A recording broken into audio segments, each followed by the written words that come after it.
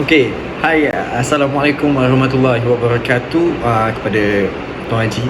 Saya Muhammad Azim Aiman bin Halim hari ini akan merungkai tentang satu isu semasa untuk cover lah kita punya tugasan 2, iaitu persembahan profesionalism dan keguruan. Okey, jadi kita mulakan dengan fokus isi kandungan kita dulu, iaitu kita akan mulakan dengan isu semasa itu sendiri, kedua pelanggaran kod etika dan implikasi salah laku, juga cadangan penyelesaian, dan akhir sekali kita akan rumuskanlah kita punya isu semasa dan analisis kita pada hari ini.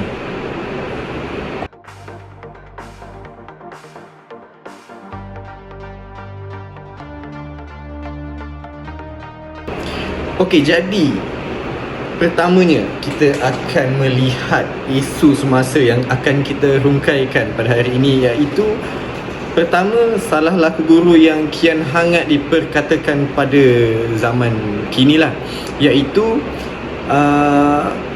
guru memuat naik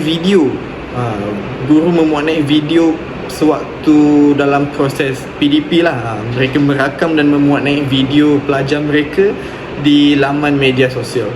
Jadi kita boleh katakan rata-rata guru yang berbuat sedemikian niat asal hanyalah untuk berkongsi pengalaman sahaja, tetapi kerana apa yang dikongsi itu tidak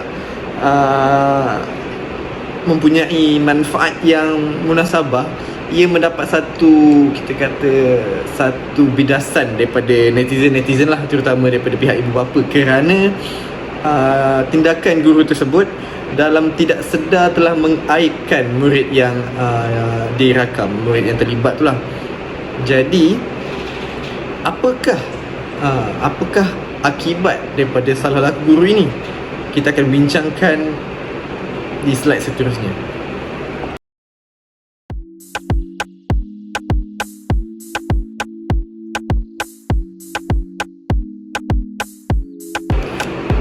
Okey, jadi pelanggaran kod etika oleh guru yang terlibat dalam kesalahan ini adalah satu, kita boleh lihat hak kanak-kanak, di mana kanak-kanak ini mempunyai hak untuk dilindungi daripada aib dan eksploitasi, di mana para pelajar ini sepatutnya tidak dibenarkan ataupun tidak boleh diperlakukan sedemikian.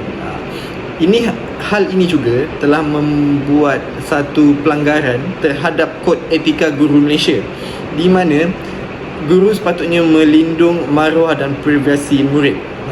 Iaitu maksud dia, murid-murid ini tidak boleh dilakukan sewenang-wenangnya.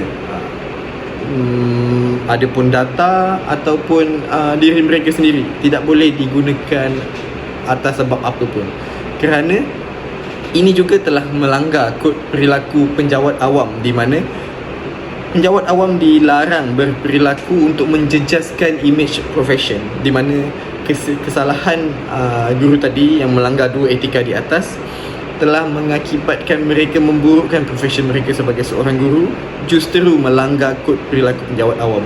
Jadi di sini kita dapat lihat kesalahan guru bila melakukan sedemikian, mereka telah melanggar 3 kod etika yang amat penting ini. Jadi persoalan dia sekarang, apakah implikasi daripada tindakan-tindakan sedemikian?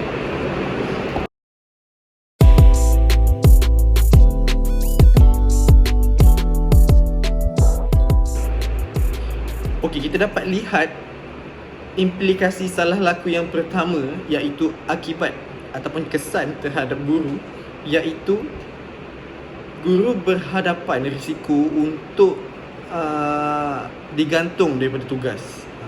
Ia adalah salah satu tindakan tata tertib untuk guru-guru yang melanggar kod-kod etika tertentu. Guru-guru ini juga berisiko untuk berhadapan dengan tindakan ataupun hukuman dibuang pekerjaan, kerana itu adalah salah satu daripada tindakan tata tertib lah yang boleh dikenakan melalui undang-undang. Juga guru-guru ini berisiko untuk berhadapan tindakan undang-undang. Persoalannya, undang-undang apa? Kita teruskan slide yang seterusnya. sambungan daripada slide tadi. Okey, persoalannya, dari manakah tindakan undang-undang tadi boleh dikenakan? Jawapannya ini, iaitu kesan kepada ibu bapa, di mana tindakan guru yang melanggar kod etika semasa bertugas secara tidak langsung memberi kesan kepada ibu bapa kerana ia telah mengganggu kehidupan seharian ibu bapa tersebut. Kerana asbab ibu bapa menghantar anak mereka di sekolah adalah untuk bersekolah, tetapi kerana masalah yang timbul, jadi mereka mempunyai satu gangguan yang agak besar lah, kita katakan, kerana para ibu bapa ini kini hilang kepercayaan terhadap sekolah. Justru itu, para ibu bapa dapat ataupun boleh mengambil tindakan undang-undang terhadap guru sedemikian.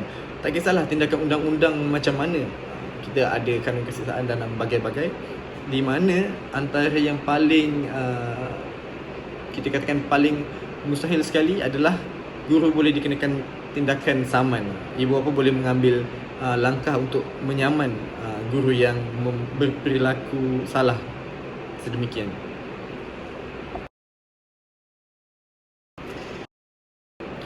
Persoalan seterusnya pula, apakah kesan daripada tindakan guru yang melanggar kod etika ini terhadap pelajar? Kita dapat lihat tindakan dan perilaku yang melanggar kod etika semasa bertugas oleh guru memberi kesan secara mental kepada pelajar, di mana kita dapat lihat tindakan ini membuatkan pelajar berasa malu dan takut untuk datang ke sekolah. Pelajar juga kini hilang semangat untuk ke sekolah dan belajar kerana perasaan malu dan takut tadi. Mereka juga justru boleh berisiko untuk mendapat trauma dalam menjalani kehidupan seharian kerana malu, takut dan hilang semangat. Trauma juga akan menyusul kemudian. Jadi kesan yang kita dapat lihat daripada tindakan ini amatlah berat, di mana bukan sahaja pelajar terkesan, guru dan juga ibu bapa juga mendapat tempis yang sama. Jadi persoalan dia yang timbul sekarang adalah bagaimana untuk kita menyelesaikan ataupun bagaimana kita untuk mengelak isu ini daripada timbul. Seterusnya,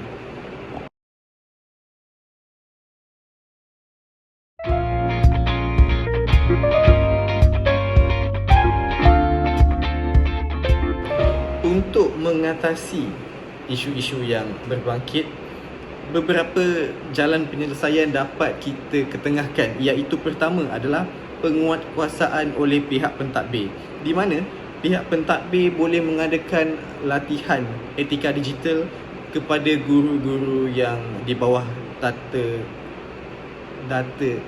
selia pihak pentadbir berikut, di mana melalui latihan etika ini guru dapat garis panduan dapat diwujudkan untuk menjadi rujukan kepada guru-guru ini apabila menggunakan media sosial peringkat sekolah.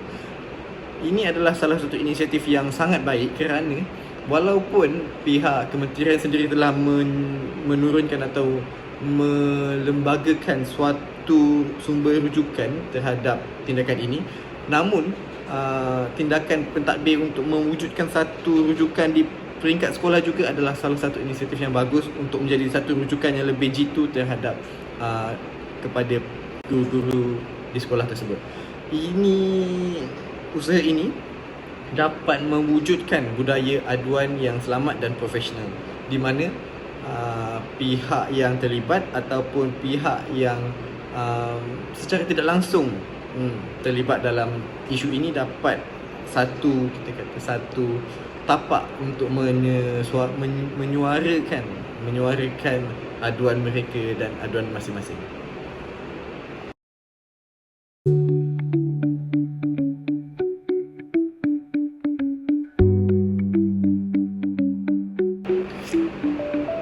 Sebagai kesimpulan, dapat kita katakan kita sebagai guru, bakal guru dan penjawat awam dalam sektor pendidikan perlu lebih peka dengan undang-undang dan tanggungjawab serta etika, terutama dalam dunia digital hari ini.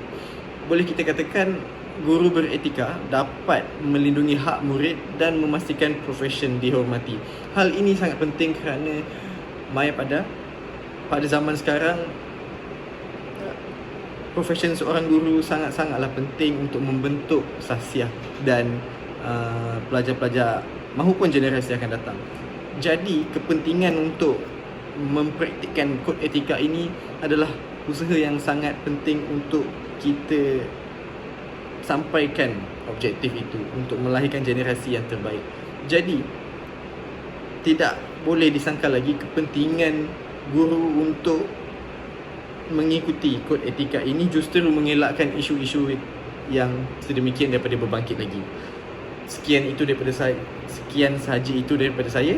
Sekian, terima kasih.